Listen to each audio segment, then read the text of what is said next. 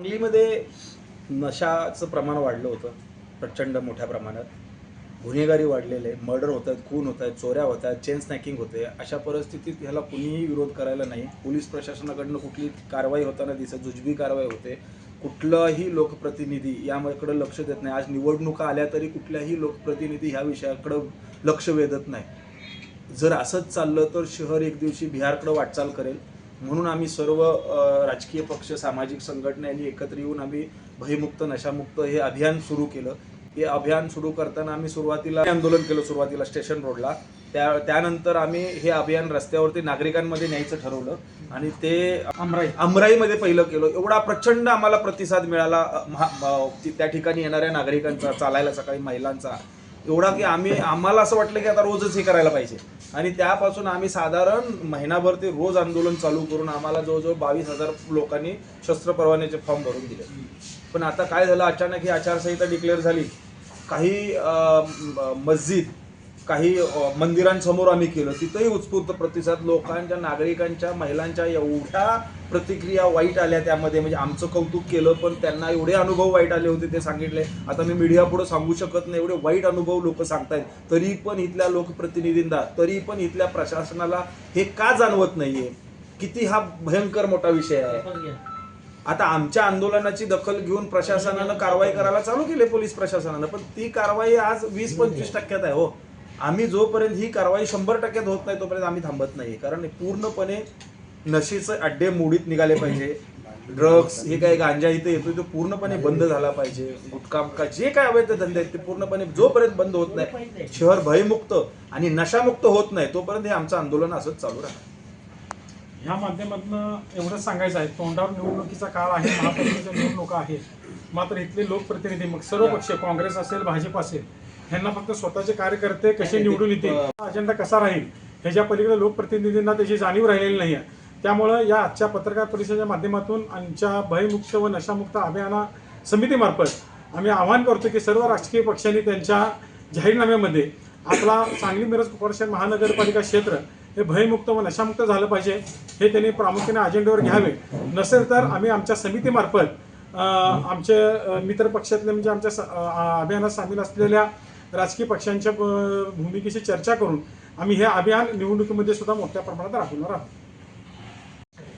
सांगली जिल्ह्यामध्ये नशेचं आणि भीतीचं वातावरण आहे, तर ही गोष्ट खरी आहे, ही वस्तुस्थिती आहे, कुणीही नाकारून चालणार नाही. आणि ज्यावेळेस आम्ही प्रत्यक्ष लोकांच्या मध्ये गेलो, गर्दीच्या ठिकाणी गेलो, सर्व जाती धर्माच्या, सर्व व्यवस्थेच्या जवळ ज्यावेळेस गेलो, त्यावेळेस प्रचंड भयानक त्यांच्या प्रतिक्रिया होत्या. आणि एक वास्तव त्यांनी आमच्यासमोर मांडलं आणि ह्याला जबाबदार कोण याचाही शोध घेत गेलो. तर मुळाशी आम्ही जाण्याचा प्रयत्न करतोय. या दरम्यानच्या कालावधीमध्ये प्रतिकात्मक स्वरूपाचा आम्ही शस्त्र परवानगी मागणे अर्ज मागवले. आत्तापर्यंत 22,000-1,000पर्यंत अर्ज जर उत्स्फूर्तपणे नागरिक देत असतील तर ही चिंतेची बाब आहे. दरम्यानच्या कालावधीमध्ये इथं मुख्यमंत्री महोदय येणार होते म्हणून आम्ही त्यांच्या कानावरती ह्या गोष्टी, सांगली जिल्ह्याचं गांभीर्य त्यांच्या नजरेत आणून द्यावं म्हणून भेटीची मागणी केली होती. त्या दरम्यानच SP साहेबांनी स्वतः पुढाकार घेऊन आम्हाला बोलवलं होतं. आम्हाला एक चांगला सकारात्मक प्रतिसाद मिळेल असं वाटलं. आमची भेट झाली.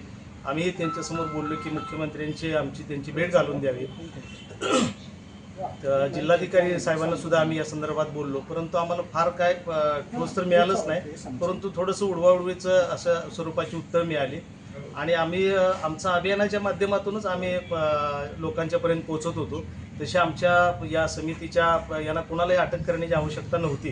पण त्या दौऱ्याच्या वेळेस अटक करून काय साध्य केलं प्रशासनाने हे आम्हाला अजूनही कळलेलं नाही. आणि अजूनही कुठल्याही पक्षसंस्थेच्या जाणीवपूर्वक विरोधात म्हणून, किंवा निवडणुका समोर आहेत म्हणून, किंवा पोलीस प्रशासनाच्या वरती कुठला तरी दबाव किंवा काहीतरी वेगळं साध्य करायचं आहे म्हणून असा कुठलाही उद्देश आमच्या या भयमुक्त नशामुक्त अभियानाचा नाही, यापूर्वी सुद्धा नव्हता, इथून पुढेही नसेल. फक्त हे शहर आमचं आहे, इथली माती, हा जिल्हा आमचा आहे आणि हा भीतीच्या छायेत नसला पाहिजे. या जिल्ह्याची एक उज्ज्वल परंपरा आहे, या जिल्ह्याचं नाव लौकिक आहे.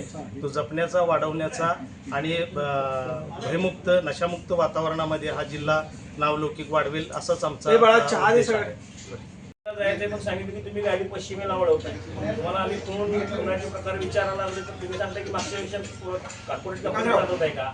आपण किती लोकांना ह्यामध्ये मूर्तिमुखी पाडणार आहोत. क्राईम हा क्राईम आहे.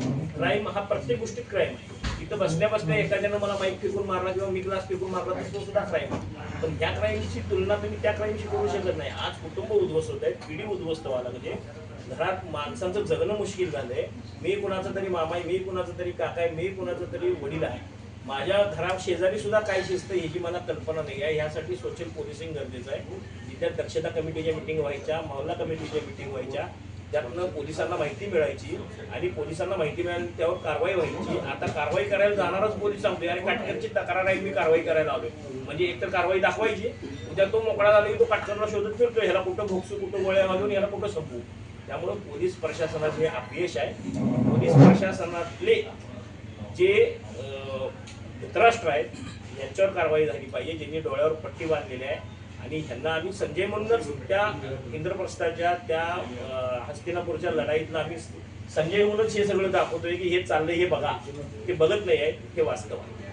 आपण